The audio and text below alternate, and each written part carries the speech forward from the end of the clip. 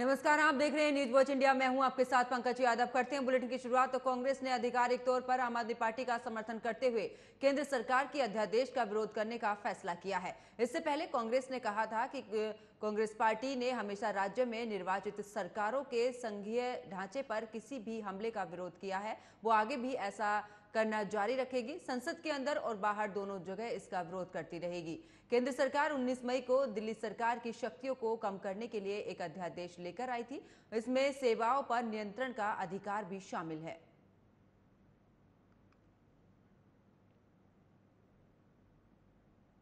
तो देखिए, केंद्र सरकार के अध्यादेश के खिलाफ जिस तरीके से आम आदमी पार्टी लगातार विपक्ष को एकजुट करने की कोशिश कर रही थी, तो वहीं अब आम आदमी पार्टी को कांग्रेस का भी समर्थन मिला है। कांग्रेस ने केंद्र की नीतियों का विरोध किया है और साथ ही कहा है कि चाहे संसद के बाहर की बात हो या अंदर की बात हो, दोनों ही जगह पर इस अध्यादेश का विरोध किया जाएगा।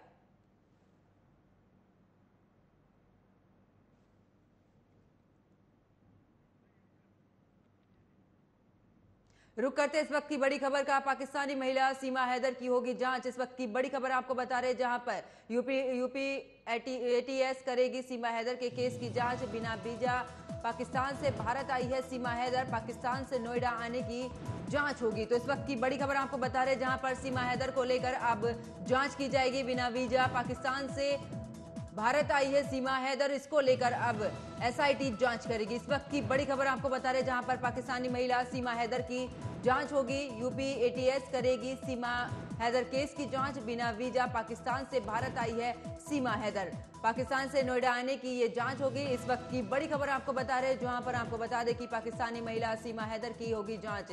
साथ ही आपको ये भी जानकारी दे दें कि पबजी खेलने के दौरान सीमा हैदर और सचिन के बीच में प्यार हुआ था और उसी के बाद सीमा हैदर अपने 4 बच्चों के साथ में भारत आई थी, जिसके बाद लगातार तमाम तरीके की अटकलें लगाई जा रही थी। और अब इस मामले को लेकर एटीएस अब इसमें जांच करेगी। तो इस वक्त की बड़ी खबर आपको बता रहे, जहां पर बिना वीजा पाकिस्तान से भारत आई है सीमा हैदर, पाकिस्तान से नोएडा आने की जांच होगी। और इसी खबर पर ज्यादा जानकारी के साथ मेरे सहयोगी सोनू मेरे साथ फोनलाइन पर जुड़ चुके हैं। सोनू, जिस तरीके से तमाम अटकलें लगाई जा रही थी, तमाम तरीके के बयान भी सामने आ रहे थे सीमा हैदर को लेकर, और अब एटीएस इसकी जांच करेगी, इसको लेकर क्या कुछ खास अपडेट? जी बिल्कुल पंकज, आपको बता दें जो सीमा हैदर और सचिन जो न्यायालय ने बीती 7 जुलाई को जमानत दी थी। जमानत देते समय ये कोर्ट ने कहा था कि किसी भी हालत में सचिन और सीमा हैदर रबूपुरा छोड़कर नहीं जा सकते, कि इस शर्त पर दोनों को जमानत दी गई थी। अब जो है पाकिस्तानी महिला जो हैदर इन दिनों भारत में सोशल मीडिया पर छाई हुई है। तो पाकिस्तान से अपने 4 बच्चों के साथ प्रेमी सचिन सिंह के पास रहने आई सीमा हैदर को लेकर तरह तरह की चर्चाएं हो रही हैं। कोई उन्हें पाकिस्तानी एजेंट कह रहा है तो कोई उनकी तारीफ कर रहा है। लेकिन अभी केंद्रीय एजेंसी की मदद से एटीएस पाकिस्तानी सीमा हैदर के राज पता लगाने में जुटा है। जी बिल्कुल सोनू, खबर ये भी निकलकर सामने आई थी कि सीमा हैदर के जो पति हैं, उन्होंने भी दावा किया था कि वो पाकिस्तान से इस तरीके से आई हैं, उसकी भी जांच को लेकर, और साथ ही तमाम और भी कनेक्शन निकलकर आए थे, जहां पर उनके एक्स बॉयफ्रेंड की भी बात निकलकर सामने आई थी। जी बिल्कुल, जो उनके जो पहले पति हैं हैदर गुलाम, उन्होंने भी सऊदी अरब से बैठकर एक सोशल मीडिया में एक वीडियो जारी की थी, जिसमें गुहार लगा रहे हैं प्रधानमंत्री से भी ये कह रहे हैं कि मेरे बच्चे और सीमा को पाकिस्तान भेजा जाए। पर सूत्रों के मुताबिक एटीएस केंद्रीय जो खुफिया एजेंसी है के साथ सीमा के पाकिस्तान से दुबई और फिर नेपाल के रास्ते भारत आने के पूरे नेटवर्क को खंगाल रही है। पाकिस्तानी नागरिक सीमा हैदर के बारे में यूपी एटीएस ने भी जांच शुरू कर दी है। जी चलिए, बहुत बहुत शुक्रिया सोनू इस खबर पर जुड़ने के लिए, विस्तार पूर्वक जानकारी देने के लिए। खबरों में आगे बात करते हैं, जहां पर केंद्र सरकार के अध्यादेश के विरोध पर कांग्रेस नेता पवन खेड़ा ने क्या कुछ कहा है, सुनिए।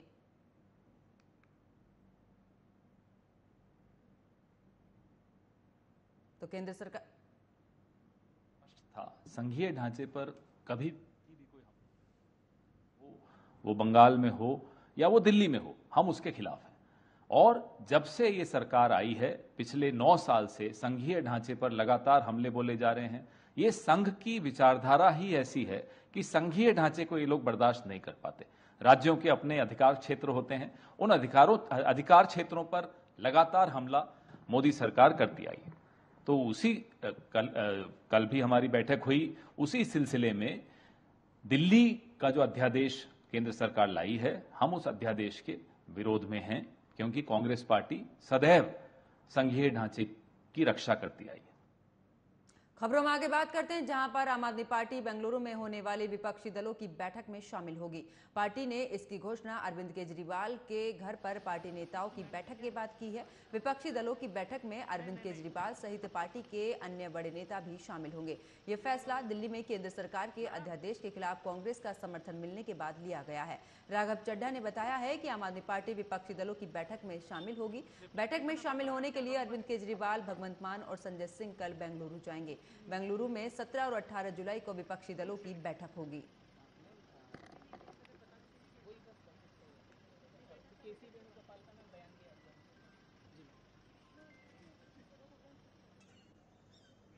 कांग्रेस पार्टी ने भी अपनी पोजीशन क्लियर करते हुए इस दिल्ली के अध्यादेश के खिलाफ अपना स्टैंड क्लियर किया है और विरोध दर्ज कराया है। हम कांग्रेस पार्टी की इस अनाउंसमेंट का स्वागत करते हैं, वेलकम करते हैं। इसी के साथ साथ मैं ये कहना चाहूंगा कि 17-18 जुलाई को होने जा रही लाइक माइंडेड पार्टीज की बेंगलुरु में जो बैठक है, उसमें आम आदमी पार्टी आदरणीय अरविंद केजरीवाल जी की अध्यक्षता में। खबरों में आगे बात करते हैं, जहां पर महाराष्ट्र में एनसीपी में फूट के बाद पहली बार अजित पवार गुट के विधायक और मंत्री शरद पवार से मिलने पहुंचे हैं। बागी गुट ने शरद पवार से आशीर्वाद मांगा है और मार्गदर्शन करने का भी आग्रह किया है।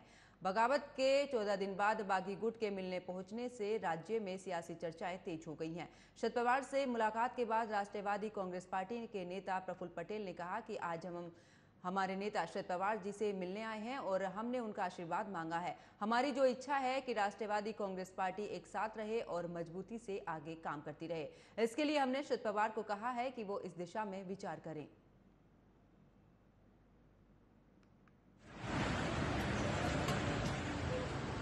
हमारे सबके दैवत, हमारे आदरणीय, हमारे नेता शरद पवार जी साहब को मिलने यहाँ पर यशवंतराव चौहान सेंटर में माननीय अजीत दादा पवार, माननीय छगन भुजबल जी, माननीय दिलीप वलसे पाटिल, माननीय हसन मुशर्रफ जी, माननीय धनंजय मुंडे, माननीय सुनील तटकरे जी और सभी हमारे बाकी के भी मंत्री और हमारे उपाध्यक्ष झिरवल साहब सभी आज यहाँ पर आदरणीय शरद पवार साहब मौजूद हैं, ऐसा हमको मालूमात मिली।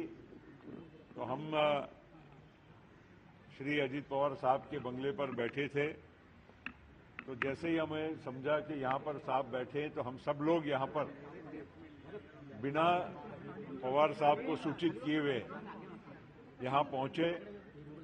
आदरणीय शरद पवार साहब के हम सब लोगों ने प्रणाम करते हुए आशीर्वाद उनसे मांगे और उनसे विनती भी की कि उन्होंने हम सब लोगों की जो एक इच्छा है कि राष्ट्रवादी कांग्रेस पार्टी एक साथ रहे और मजबूती से आगे काम करे, इसके लिए हमने विनती की और साहब को ये भी कहा कि आप इस दिशा में अवश्य विचार करें।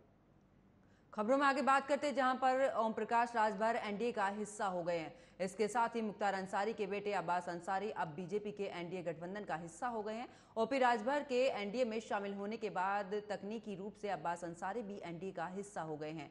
इसके बाद सवाल उठ रहा है कि क्या अब्बास अंसारी को पार्टी से खुद इस्तीफा देंगे या निकाले जाएंगे या एनडीए का हिस्सा बनेंगे।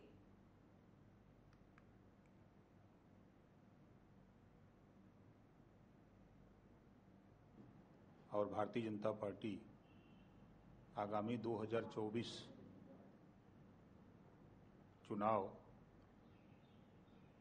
मिलकर लड़ने का जो 14 तारीख को दिल्ली में माननीय अमित शाह जी से मुलाकात हुई और लगभग 1 घंटे विभिन्न बिंदुओं पर जो गरीब, कमजोर, वंचित, शोषित, पीड़ित हैं उनके उत्थान के लिए और जो समाज में ज़रूरत है कि चाहे थाने की समस्या हो, तहसील की समस्या हो, ब्लॉक की समस्या हो, जो गरीब कमज़ोर हैं उनको छतरी की आवश्यकता थी, इन सब मुद्दों को लेकर के माननीय गृह मंत्री अमित शाह जी से मुलाकात हुई, बात हुई और उन्होंने सहमति जताई और दोनों दल के मिलने से पूरे प्रदेश में एक बड़ी ताकत पैदा होगी और जो लक्ष्य है देश के प्रधानमंत्री माननीय नरेंद्र मोदी जी का कि गरीबों का उत्थान, कमजोरों का उत्थान, पिछड़े दलित अल्पसंख्यक का उत्थान, जो उनकी सोच है उस सोच को आगे बढ़ाने में बड़ी मदद मिली। खबरों में आगे बात करते हैं, जहां पर बिहार के पूर्व उप मुख्यमंत्री सुशील कुमार मोदी ने भी नीतीश सरकार पर निशाना साधते हुए कहा है कि सुशील मोदी ने कहा कि जब सरकार पहले से नियुक्ति शिक्षकों को समय पर वेतन नहीं दे पा रही है तो ऐसे में सरकार ने शिक्षकों के वेतन के लिए सालाना 11,000 करोड़ का अतिरिक्त बोझ कैसे उठाएगी, पैसे कहां से आएंगे। सुशील कुमार ने आगे ये भी कहा कि शिक्षकों की नियुक्ति और उनके वेतन का भुगतान पूरी तरह राज्य सरकार की जिम्मेदारी है, केंद्र सरकार इसमें केवल सहयोग करती है।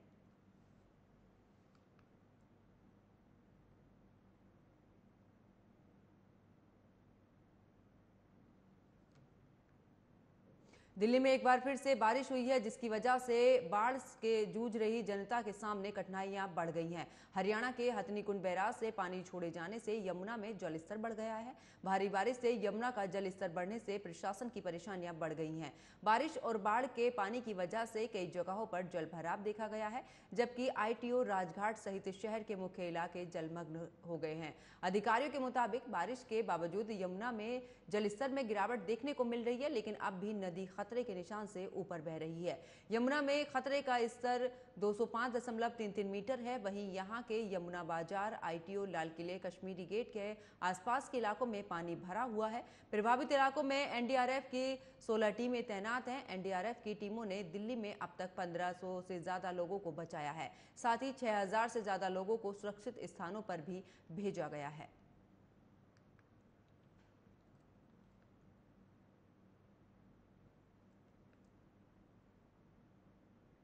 दिल्ली में यमुना का जल स्तर बढ़ने से दिल्ली बाढ़ जैसी स्थिति का सामना कर रही है। आलम यह है कि राष्ट्रीय राजधानी की सड़कों पर पानी भर गया है। कई इलाकों में तो लोगों के घरों तक जलमग्न हो गए हैं। हजारों लोग दिल्ली के कई हिस्सों में सरकार द्वारा स्थापित अस्थायी आश्रयों में शरण ले रहे हैं, लेकिन स्थिति लगातार बिगड़ती जा रही है और इनमें से कुछ आश्रय स्थल पानी में डूब गए हैं। इससे वहां से निकाले गए लोगों की परेशानी भी बढ़ गई है। पुरानी दिल्ली के यमुना बाजार में एक राहत शिविर के सभी तंबू अब पानी में डूब गए हैं, जिससे लोगों को सूखे मैदानों की तलाश करनी पड़ रही है। राहत शिविरों में रहने वाले लोग भोजन और पानी के लिए भी संघर्ष कर रहे हैं। कुछ को भोजन पाने के लिए घंटों कतार में लगना पड़ रहा है।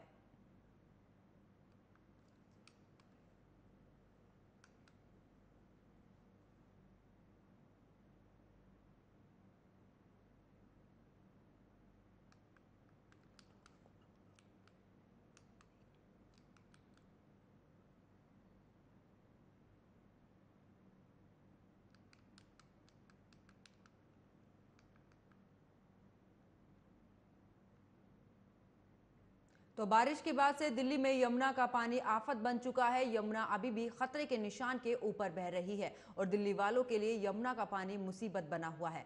शनिवार से यमुना के जलस्तर का धीरे धीरे नीचे वो खिसक रहा है, लेकिन उसके बाद भी दिल्ली वालों के लिए मुसीबतों का दौर खत्म नहीं हो रहा।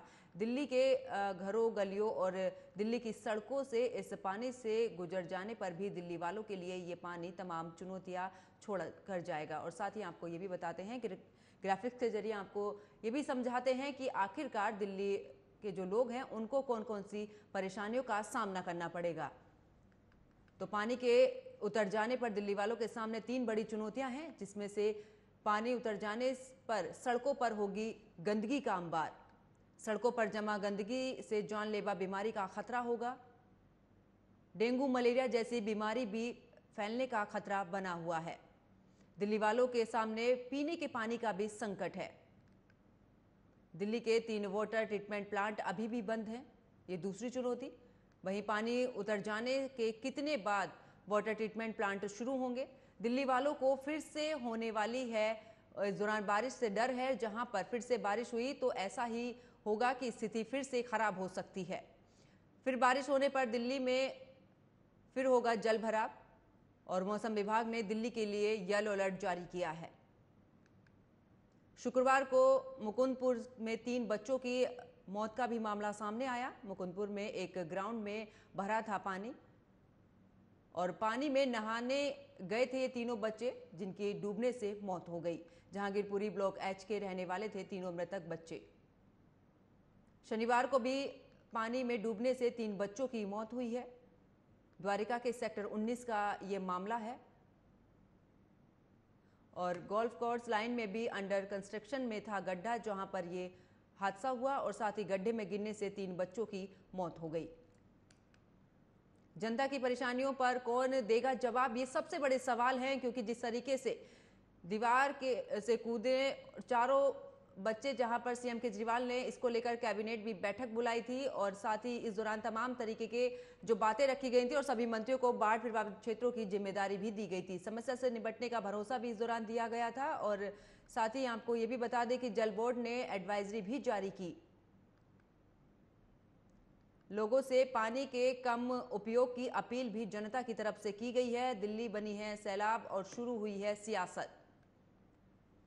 जनता की परेशानियों पर कौन जवाब देगा, ये ऐसे सवाल हैं जिसको लेकर अब दिल्ली जो है पूरी तरीके से जूझ रही है, क्योंकि अब दिल्ली में जिस तरीके से बाढ़ की स्थिति पैदा हुई है उसको लेकर अब आरोप प्रत्यारोप का सिलसिला लगातार चल रहा है। इस दौरान आपको ये भी बता दें कि केजरीवाल कब समझेंगे अपनी जिम्मेदारी, इसको लेकर भी जो है आरोप प्रत्यारोप का सिलसिला लगातार चल रहा है। पानी के उतर जाने पर दिल्ली वालों के सामने 3 बड़ी चुनौतियां हैं और ग्राफिक्स के जरिए आपको ये बता रहे जहां पर पानी उतर जाने पर सड़कों पर गंदगी का अंबार होगा। सड़कों पर जमा गंदगी से जानलेवा बीमारी भी इस दौरान फैलेंगी, जिनमें डेंगू मलेरिया जैसी बीमारियां फैलने का भी खतरा बना हुआ है। और दिल्ली वालों के सामने पीने के पानी का भी संकट रहेगा और दिल्ली के 3 वाटर ट्रीटमेंट प्लांट अभी भी बंद हैं, जिसको लेकर पानी का संकट बना हुआ है। पानी उतर जाने के कितने बाद ये वाटर ट्रीटमेंट प्लांट जो है वो शुरू होंगे, इसकी भी जानकारी नहीं है अभी तक और दिल्ली वालों के लिए फिर से होने वाली है परेशानी।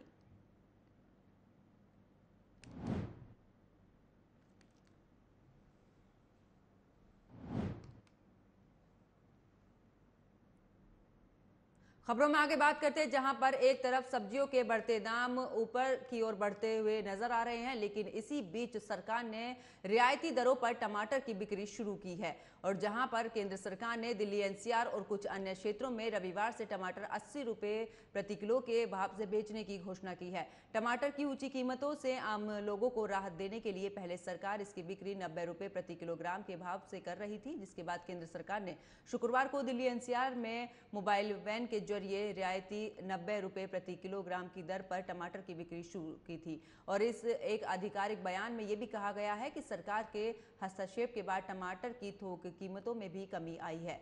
सरकार ने देश में कई स्थानों पर 90 रुपए की रियायती दर पर टमाटर की बिक्री शुरू की थी। बयान में कहा गया है कि स्थिति का पूर्व मूल्यांकन करने के बाद देश भर में 500 से अधिक केंद्रों पर रविवार यानी कि 16 जुलाई से इसे 80 रुपए प्रति किलोग्राम पर बेचने के लिए भी फैसला लिया गया है।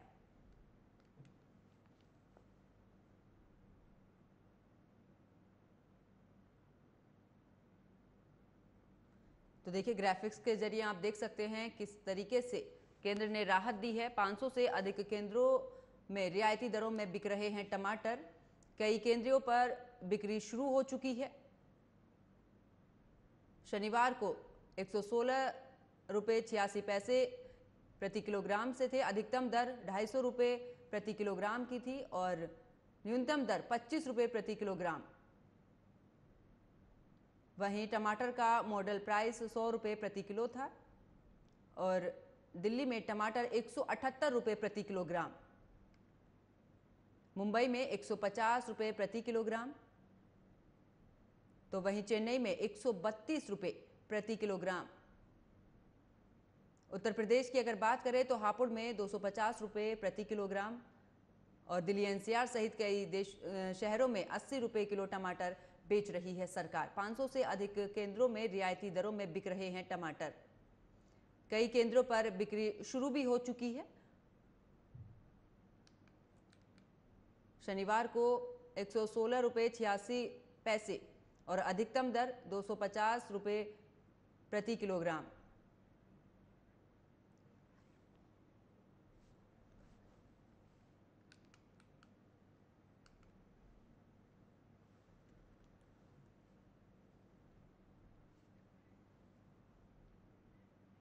खबरों में आगे बात करते हैं, जहां पर पहाड़ों पर मानसून आफत बनकर बरस रहा है। उत्तराखंड और हिमाचल में बारिश के कारण भूस्खलन की घटनाएं सामने आ रही है। कई सड़कें बंद है। उत्तराखंड के चमोली जिले में लगभग सभी हिस्सों में लगातार बारिश हो रही है। इस कारण बद्रीनाथ राष्ट्रीय राजमार्ग भी बंद है। बता दें कि चमोली में देर रात हुई मूसलाधार बारिश की वजह से बद्रीनाथ नेशनल हाईवे 7 से ज्यादा जगहों पर बंद है। इसके अलावा बागेश्वर से देर रात हुई बारिश के कारण भी लैंडस्लाइड से NH 109 पर मलबा आने से रास्ता बंद हो गया है, जिससे यातायात प्रभावित हुआ है। इसी बीच मौसम विभाग ने अभी तक बारिश से राहत नहीं मिलने की संभावना व्यक्त की है। IMD ने देहरादून, टिहरी, पौड़ी, हरिद्वार में भी भारी बारिश का रेड अलर्ट जारी कर दिया है। बता दें कि इसके अलावा 7 जिलों में भारी बारिश की चेतावनी है, जिसमें चंपावत, नैनीताल, उधम सिंह नगर, देहरादून, टिहरी, पौड़ी और हरिद्वार शामिल है। मानसून की बारिश से राज्य के निचले इलाके ज्यादा प्रभावित हुए हैं। वहीं नैनीताल प्रशासन ने रात 8 बजे से सुबह 5 बजे तक नैनीताल अल्मोड़ा हाईवे पर यातायात की आवाजाही पर रोक लगा दी है।